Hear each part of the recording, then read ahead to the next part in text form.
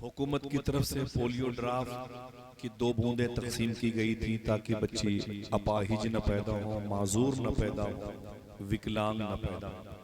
लेकिन उनके इस्तेमाल के बाद भी बच्चे अपाहिज रहे। इस हुकूमत के 2 पोलियो ड्राफ्ट की बूंद का कमाल देखने को न मिला। एक वो 2 बूंदें जो हुजूर के जिस्म पाक से निकली, जिनसे अल्लाह ने 2 नहरें बनाई जन्नत में, जिसे कौसर और सलसबील कहा जाता है। मेरा इमाम कहता है जिसकी 2 बूंद हैं कौसर और सलसबील, है वो रहमत का दरिया हमारा, है वो रहमत का दरिया। हुकूमतें कहती हैं मेरे नाम के झंडे स्टिकर अपनी गाड़ी में, अपने घरों में लगाओ और तुम मेरी पार्टी के कहलाओगे। कोई मुश्किलें होंगी तो हम तुम्हारा सपोर्ट करेंगे, हम तुम्हारी मदद करेंगे। मेरा इमाम कहता है ये तुम्हारी क्या मदद करेंगे, ये खुद मेरे नबी से उधार मांगते। मेरे इमाम ने 100 साल पहले इनकी खिल्ली उड़ाई है शायरी में, जो मुहावराती जबान इस्तेमाल की है। कहते हैं कौन देता है देने को मुंह चाहिए, देने वाला है सच्चा, ऊंची बोलो, देने वाला है सच्चा हमारा नबी। और उसके बाद आप फरमाते हैं मक्ते में हुजूर की क्वालिटीज, हुजूर की सिफतें, हुजूर की खूबियाँ, कि हुजूर बड़े हसीन हैं, सबसे अच्छे हैं, सबसे शुरू में थे, सबसे आखिर में आए। 2 पसीने के कतरे से कौसर और सलसबील की रब ने वजूद की किरणें जाहिर फरमाई वगैरह वगैरह। लेकिन मेरा इमाम इनकिसारी के तौर पर कहता है कि मैं कुछ नहीं, मैं तो गुनहगार इंसान हूँ। तो हुजूर के अंदर क्या ऐसी भी कोई सिफत पाई जाती है जो गुनहगारों के भी काम आ जाए? तो दिल को तसल्ली देते हैं मेरे इमाम, कहते हैं गमजदों को रजा मुज्दा दीजिए कि है बेकसों का सहारा हमारा। मुज्दा के माने होते हैं खुशखबरी के, बेकसों का सहारा, ऊंची बोलो, बेकसों का सहारा हमारा नबी। आका करीम सल्लल्लाहु ताला अलैहि वसल्लम की पाकीज़ा बारगाह में दुरूद पढ़ने से पहले आइए मैं सलाम करूं, मेरे सलाम का जवाब दें। अस्सलामु अलैकुम व रहमतुल्लाहि व बरकातुहू। दुरूद पढ़ने के लिए 3 बातें मैं अर्ज करूंगा, उन 3 बातों को बहुत गौर से समात कीजिएगा। एक हदीस शरीफ और 2 अजीम दरवेशों के अक़वाल, उनकी बातें। माँ बहनें भी सुने, बच्चियां भी सुने। हुजूर सल्लल्लाहु अलैहि वसल्लम इरशाद फरमाते हैं मैदान महशर में मैं अपनी उम्मत के लोगों के नाम लेके उन्हें पुकारूंगा, यानी आपका नाम लेके इंशाअल्लाह हुजूर मैदान महशर में अपनी उम्मत के लोगों का नाम लेके बुलाएंगे। आपको और खुश होना चाहिए। अब ये कोई जरूरी कि हुजूर की उम्मत हुजूर की हयात मुबारका में रही हो। अब ये 1400 साल के बाद आप आए, हुजूर 1400 साल पहले थे। हुजूर ने अगर आपका नाम लेके पुकारा तो फितरतन आप ये सवाल कर सकते हैं ना, वही जो कौल हुजूर का इसके बाद का है, जब मैं अपनी उम्मत को बुलाऊंगा, ए मेरी उम्मत के फला आजा मेरे पास, तो मेरी उम्मत का वो फर्द कहेगा, वो बंदा कहेगा आका आप मेरा नाम कैसे जानते हैं, आप मेरा नाम कैसे जानते हैं, बता दूं। तो हुजूर क्या फरमाएंगे, मेरे आका इरशाद फरमाएंगे जब तू जिंदगी में मेरी बारगाह में दुरूद शरीफ पढ़ा करता था, तेरे दुरूद को जब फरिश्ते मेरी बारगाह में ले करके आते थे तो दुरूद शरीफ के साथ साथ वो तेरा नाम भी मुझे बता दिया करते थे। मैं तुझे दुरूद की वजह से पहचाना, समझ रहे?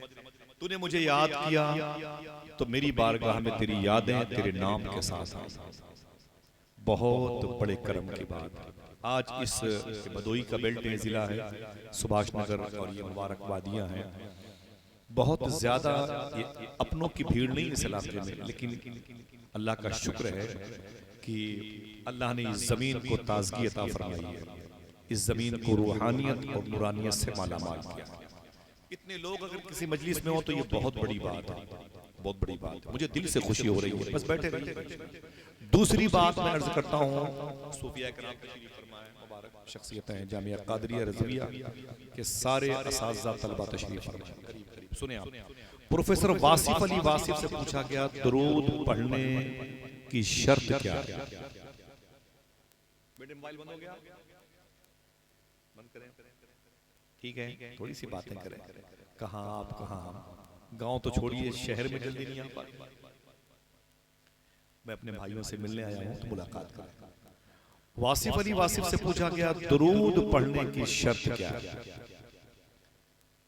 तो आपने इरशाद फरमाया दुरूद पढ़ने की एक शर्त है। कहा वो कौन सी? कहा दुरूद पढ़ने वाला और जिस पर दुरूद पढ़ा जाए दोनों का जमाना एक होना चाहिए। मैं चुप हूं कि आपने इसे समझ लिया कि नहीं। बोलो, रिवर्स करूं फिर से? क्या कहा वासिफ अली वासिफ ने? दुरूद पढ़ने की शर्त ये, यानी मैं अगर सलाम करूं तो फिर मेरा भी होना जरूरी है, जवाब देने वाले का भी। मैं पेड़ पौधों से थोड़ी सलाम करूंगा, दीवारों से, दरवाजों थोड़ी सलाम करूंगा। जब मुझे जवाब मिलने की उम्मीद होगी तब ना सलाम करूंगा।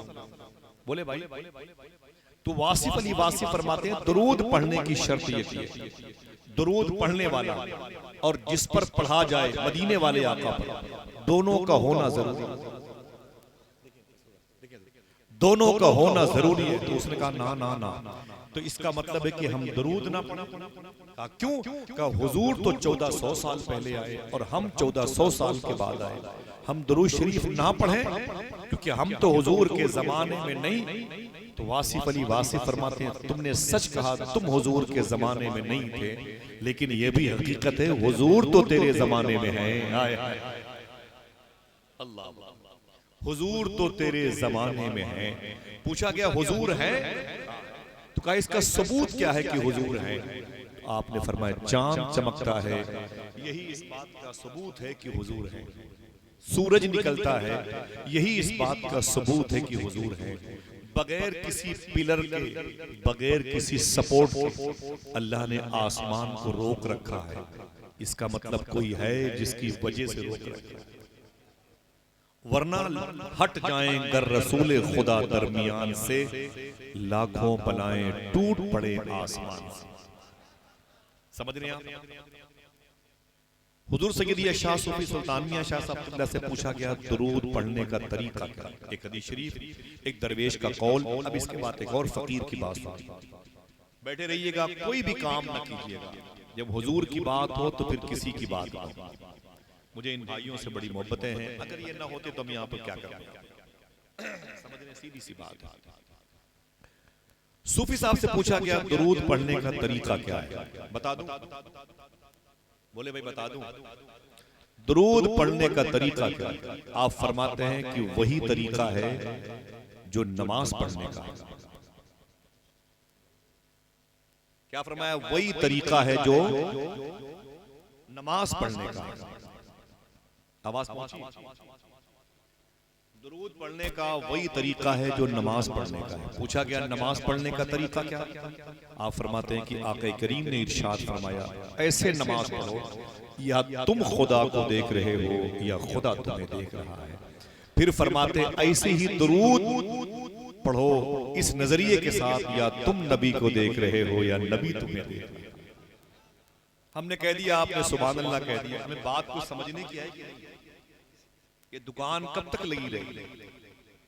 ये अखबार का बेचना, ये दादो तहश के आवागमन के मामलात कब तक बुलंद होते रहे? कुछ बात समझो।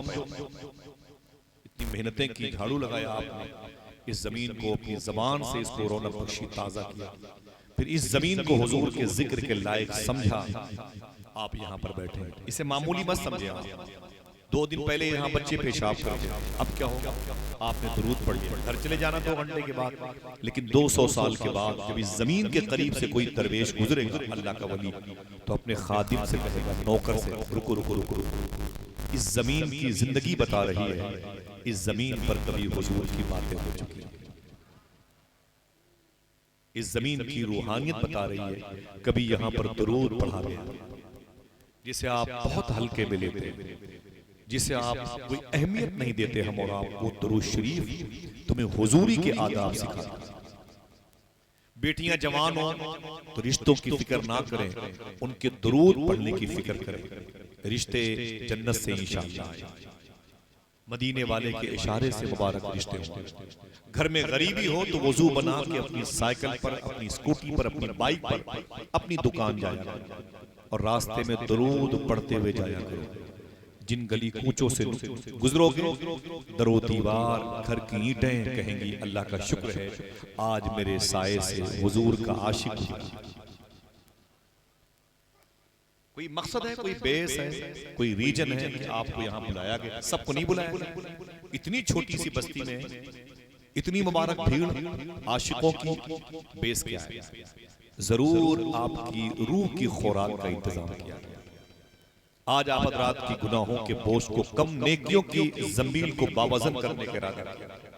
तो दुरूद पढ़ने का ये अंदाज, बच्चों को खामोश रखो, दुरूद पढ़ने का ये अंदाज, दुआ करो हमें रास आ जाए। बोलो आमीन, बोलो दिल से आमीन कहो। दुरूद पढ़ने का ये तरीका हमको और आपको रास आ जाए, शूट कर जाए। समझ 30 साल हो गए मुझे झाड़ू लगाते हुए, हुजूर की मजलिसों में आते हुए, मेरे लिए कुछ नया नहीं है। समझ रहे हैं? मैं रात में आजमगढ़ में था, कल मैं दोपहर में इसी बनारस एयरपोर्ट पे उतरा, कलकत्ते में था, परसों प्रोग्राम में था इलाहाबाद जिले में, सुबह की पहली फ्लाइट से मैं कलकत्ता गया। आई से कुत्तों के तरीके से यहाँ पर हूँ, यहाँ से मुझे सीधे लखनऊ एयरपोर्ट जाना है, वहाँ से अहमदाबाद, 2 घंटे के बाद दूसरी फ्लाइट से बिल्कुल पाकिस्तान के बॉर्डर पे दिव एक जगह है वीरावल, कच्छ सोमनाथ का किला, वहीं पर बहुत अजीम शान एक मजलिस नूर है हुजूर गौस पाक के बारे में, वहां जाना है। फिर ऐसे कुत्तों के तरीके से भागता होगा, खाना बदोश पूछ कर मेरा पता, वक्त रायगा न करो, मैं तो बन जा रहा हूँ क्या जाने किधर जाऊंगा। थोड़ी देर के लिए आपके कदमों के नीचे हूँ तो मुझसे हुजूर की बातें सुनिए, कोई और काम ना करें। मेरे लिए 2, 3, 4 आदमी बहुत है। अल्लामा इम्तियाज मिसबाही साहब का मुझ पर एहसान है, उन्होंने मुझे इस मुबारक बेल्ट में उन उलमा के करीब उनके कदम के नीचे रखा जिन पर सूफीज़्म, जो तज़किए नफ्स, तत्हीरे कल्ब के बारे में सोचते हैं, जो हमारी तन्हाई को मुसलमान बनाना चाहते हैं, हमारे लिबास को नहीं। उनके कदम की बरकतें यहाँ पर मौजूद हैं। अल्लाह ताला उनका साया दराज फरमाए। आप बैठे रहिएगा, जब मेरा दिल कहेगा मैं आपसे कहूंगा आप सुभान अल्लाह कह दें, आप नारा लगा दें, मैं ऐसी बातें करूंगा इंशाअल्लाह। थोड़ा सा इस माइक की जो इसका इको है वो भाई बंद कर दें, उसका वहीं पे वहीं इको बंद कर दें, इसकी आवाज थोड़ी सी बढ़ाइएगा इंशाअल्लाह। इको इसका बंद रखिएगा, ठीक है?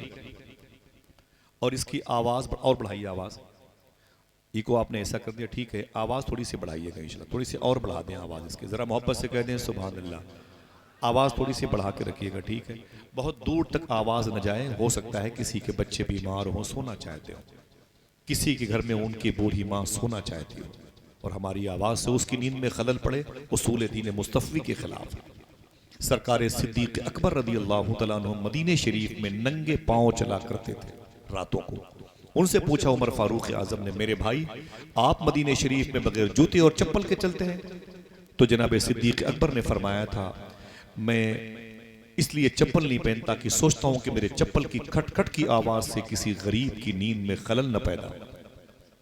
कहा मेरे भाई ये आपने कहां से सीखा? कहा ये मुझे मदीने वाले आका ने बताया। क्यों पूरी कायनात आप बैठे हैं, मेरी बच्चियां, मेरी माँ बहनें बैठी हैं, इनकी गोद के बच्चे बैठे हुए, इनको पता है कि बड़े काम की बातें होती हैं। पहले के दौर में माएँ जब उनके बच्चे बीमार होते थे ना, तो उनकी सहेलियां कहती थी कि बहन अपने बच्चे को किसी हकीम के पास दिखा दे, डॉक्टर के पास दिखा दे। तो बहनें कहती थी जा जा जा, मुझे मशवरे मत दे, मैं कहीं नहीं जाऊंगी। बोले क्यों? बोले 2 दिन के बाद मेरे दरवाजे पर मिलाद शरीफ होने वाली है, अपने इसी बीमार बच्चे को मिलाद की महफिल में लेके जाऊंगी, मेरा बेटा हुजूर की बातें सुनते सुनते शिफा पा जाएगा। समझ रहे हैं? इतना असर पजीर होता है हुजूर का जिक्र, ये दिलों के अंदर मिठास पैदा करता है। जो पत्थर दिल होते हैं ना, वो लोग कहते हैं ये बहुत सख्त मिजाज का मेरा शौहर है, लोग कहते हैं मेरा भाई बड़ा जल्लाद किस्म का है, मेरा बेटा बड़े सख्त लहजे का है, उसको हुजूर की बातें सिखाओ, उसका दिल नर्म हो जाए। सूफिया फरमाते हैं उसे हुजूर की दास्तान सुनाओ, उसका दिल नर्म हो जाएगा इंशाअल्लाह। मेरे भाइयों की जमात है और एक गुजारिश है, जो इधर बैठे हुए हैं मुझे नजर कम आए, अगर चाहें तो मेरे बुजुर्ग इधर सामने आके बैठ जाएं। मखतूब गिरामी हुजूर सूफी मिल्लत सूफी हाफिज मुहर्रम अली शाह साहब की आमद है, मैं कदम बोसी करता हूँ, प्रिंसिपल साहब तशरीफ फरमाए और रिजवान भाई गुफरान में सब बैठे हुए हैं और सैयद साहब किबला की निजामत है, और चाहें तो लोग चले आए, बैठे माशाअल्लाह, ठीक है, कोई बड़ी गुफ्तगू नहीं होगी, बड़ी बातें नहीं होंगी, वक्त पर शुरू भी होंगी, वक्त पर ख़त्म होगी, लेकिन बातें शायद आपके काम में आ जाएंगी इंशाअल्लाह। ठीक है, अब आइए मिल करके दुरूद शरीफ पढ़ते हैं। अल्लाहुम्मा सल्ली अला सय्यदना व शफ़ीअना व नबीना व मौलाना नूरिका मुहम्मदिन व इत्रतिही व बारिक वसल्लिम बिअदद कुल्ल मालूमिन लक बिअदद कुल्ल मालूमिन लक। सैयद साहब ने कोई सूफ़ी मेरे बारे में कहा, मैं हाथ जोड़ता हूँ, मैं इसीलिए जल्दी किसी की निज़ामत कबूल नहीं करता, जबकि अशार का इंतखाब बहुत अच्छा करते हैं सैयद साहब, सैयद शारिफ मियां साहब, लेकिन मैं बिल्कुल पसंद नहीं करता कि लोग मेरे बारे में कुछ कहें। कोई डॉक्टर कहता है, कोई अल्लामा, ऐसा कुछ भी नहीं है। हाँ, जिस दिन मेरा ईमान पर खात्मा हो गया उस दिन मैं डॉक्टर नहीं बल्कि न्यूरो सर्जन कहलाऊंगा, मैं हेड स्पेशलिस्ट कहलाऊंगा। मेरा ईमान पर खात्मा हो गया, मैं कोई सूफी वूफी कुछ नहीं, मैं कुत्तों से बस दुआ फरमाए अल्लाह ताला इन सादात की मैं ताज़ीम कर सकूं और मेरे अंदर इंसानियत की मोहब्बत का जज्बा पैदा हो जाए। ठीक है।